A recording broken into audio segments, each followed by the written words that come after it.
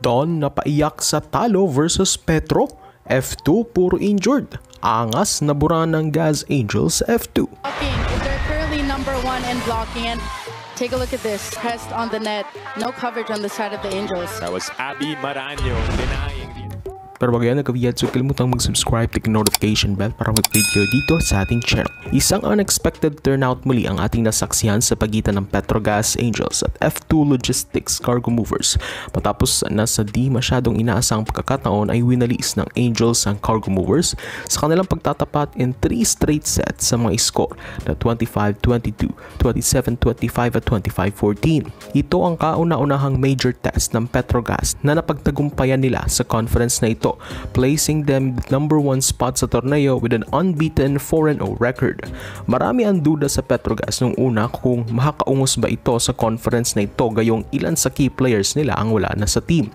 Pero with this win versus F2, isa itong statement na sila pa rin ang isa sa pinakamahuhusay na sa PVL kahit sino pa ang kalaban niyan. Marami kasi ang nag-step up sa Angels, lalo na ang tinanghal na best player of the game na si Rania Musa na nagtala ng 11 points sa laro, establishing this game as her best game ever in the PVL. Si Musa sa Petrogas, yung kailangan nila ng player na makakapalit kay MJ Phillips at di naman sila nagkamali sa pagkuha rito dahil napakalaki din talaga ng potensyal niya. Since signal days niya pa noon sa PSL ay nagpapakitang gilas na talaga ito as one of their reliable middle blockers. Bukod rito, napakahusay rin kasi ng playmaking ni Petrogas setter Janelle Cheng. Ito yung masasabi talaga natin na kung may mahusay na setter sa isang team, kaya niyang pagalingin ang lahat ng kakampi niya, sikat man ito o hindi. Masasabi na na-outset at na-outsmart ni Cheng ang F2 sa napakagaganda niyang set plays. Sa palig naman ng F2, I think walang sistema ngayon na umiepekto sa kanila. Marahil dahil na rin yan sa injuries na bumabalot sa kanilang team. Bukod kay KKD na pinakamalaking kawalan nila, di rin nakapaglaro sa nasabing game si Madre Baron na magiging malaking tulong sana sa kanila sa net defense at upang matapatan ang middles ng Petro. Pero tila may iniinda rin si Baron sa kanyang likuran sa nasabing laban kaya hindi ito nakapaglaro. Ito yung panahon na masasabi nating bakit kailangan i-convert si Ivy bilang spiker kung kinukulang sila sa middle. Dahil admittedly, mas makakatulong sana sa F2 kung pinaglarong middle si Laxina ngayong wala si Majoy. Looking at the stats, bad numbers ang pinakita ni Laxina ngayong opposite spiker siya dahil bantay sarado siya ng Petro defense at napakaraming errors rin ang na-commit nito.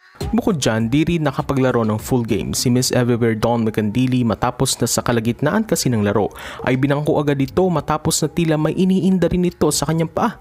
Sa katunayan, makikita sa mukha ni Dawn ang sakit at tila napapaiyak na ito habang pumabalik sa bench ng Cargo Movers. Overall, talagang masterful performance ang pinakita ng Angels, sending a statement to other teams na di pa rin sila pwedeng baliwalain.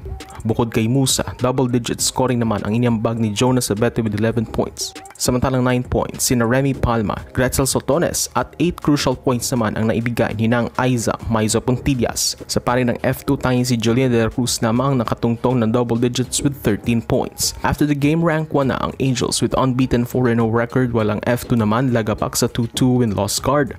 Mas magiging challenge ang next games ng both teams as the Angels will be tested by the Laura Sisters-led Cherry Tigo crossovers on November 4. Samantalang ang November 17 naman masusubukan ng F2 versus the vastly improving Farm Fresh team. So throughout the Kaviad Sega 4, support this channel, please don't subscribe to the notification bell to be updated on my coming videos.